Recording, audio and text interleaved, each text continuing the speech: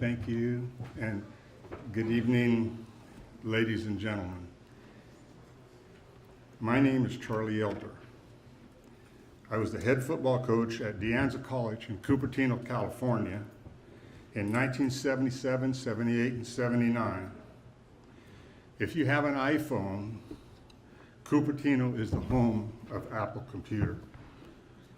I taught at De Anza College for 38 years and retired as the athletic director. I am honored to be here this evening to be part of Richard Hersey's induction into the Elgin Sports Hall of Fame. I recently spoke with several of Richard's former teammates and asked them to give me a brief description of how they remembered Richard. Here are a few of the words which were given to me and remarks which were given to me. He was always prepared, always positive. He was a good friend and a good teammate.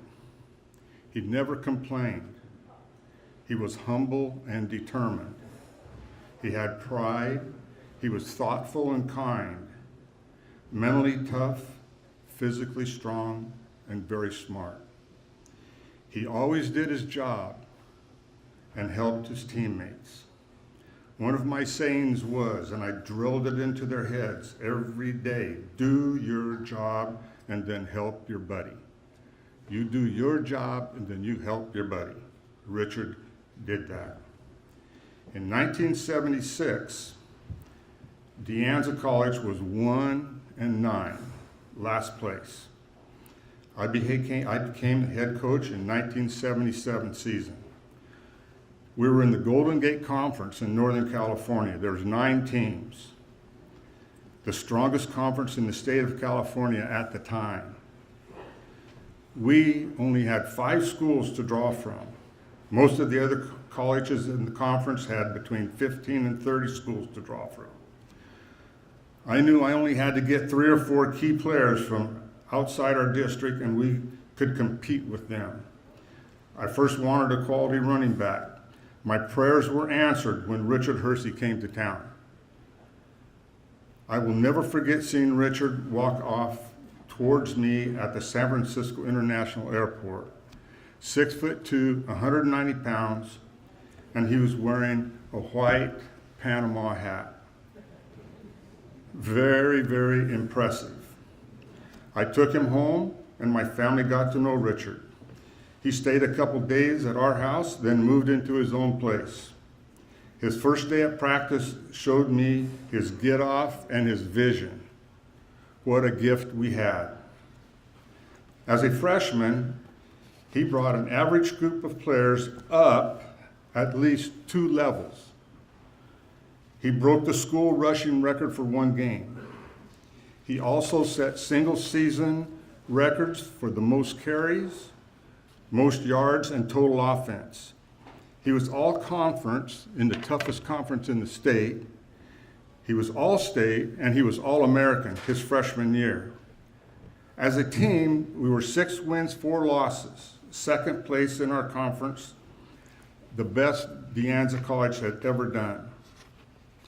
As a sophomore, we had better players, and Richard brought them up at least another level. Richard broke the single season record for touchdowns of 15 and total points of 90. Richard also broke O.J. Simpson's single season rushing record, his career rushing record, and total offensive yards. The team finished 9-1-1. 3 mental errors, none of which were Richard, and this team would have been 11-0 state champions and national champions. As it was, the team finished the league at third. It finished the league as league champions. That team was 3rd in the state and 5th in the nation.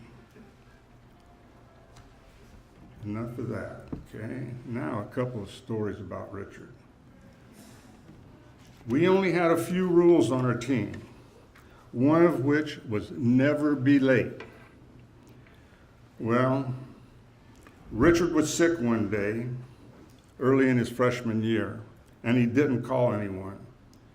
No cell phones those days, and he didn't have a phone in his apartment. I had my rules, so after practice the next day, I called the team together and told them Richard had a penalty to serve. The penalty was 2 minutes on the sled. That doesn't mean much to you, as you probably don't even know what a sled is. It's left shoulder, forearm, right shoulder, forearm, shivers to the sled. You can't touch the ground, and it has to be a continuous rhythmic motion. So the sled was a Crowther sled. 5 blocking dummies going to the spring behind him. Richard had to get down in 3-point stance, and he had to deliver a blow with his right shoulder, then his left shoulder, his right, and it had to be rhythmic. So it had to go boom, boom, boom, boom, boom, boom, boom, boom, boom, boom, for 2 minutes. It's a killer. I have seen players lose their lunch after 2 minutes. Well, I counted 1 minute, a minute and a half. He was going strong. 10, 9, 8, 1 time. Richard collapsed to the ground. Done. Then an amazing thing happened. The whole team rushed to surround Richard, 60 players. They picked him up, helped him to the locker room. I had no idea what would happen after that. I was worried Richard might quit and go home, my worst nightmare. But quite the opposite happened. I have never seen a team come together so quickly. It was amazing what took place.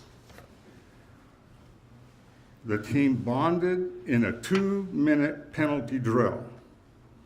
Talk about grit, there it was.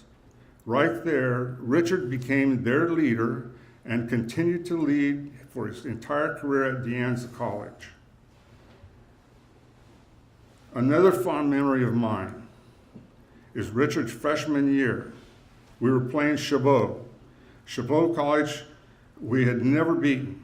Richard carried the ball 10 times in a row, and he went off tackle for about an 8-yard gain and was tackled on the 10-yard line and went down, bang. Was flat on his face and didn't move. I thought, oh my gosh, what's wrong? I rushed onto the field. Our trainer was right behind me. I got to Richard. He's flat out down. I leaned over and put my hands on his shoulder and asked him, what's wrong, Richard? He didn't respond. So again, I shook his shoulder. What's wrong, Richard? He turned his head to the side. He said, I'm tired, Coach. Well, I jumped up smiling, ran back to the sidelines. Obi brought him back for 1 play rest. He went back and scored the winning touchdown, and we beat Chabot for the first time. I've always been so proud to have coached Richard. Richard asking me to be his presenter at the Elgin Sports Hall of Fame Award after 40 years is extremely humbling and very special to me. I went to my archives and I made Richard a scrapbook from newspaper articles that I'd saved and had on him. I had no problem putting together his history and his performance at De Anza College. There's 94 pages in here.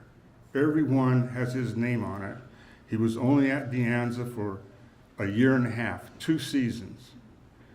He made a mark, a huge mark. All his records are still there at the top. He's at the top. Thank you, Richard. I loved coaching you, buddy. Thank you very much.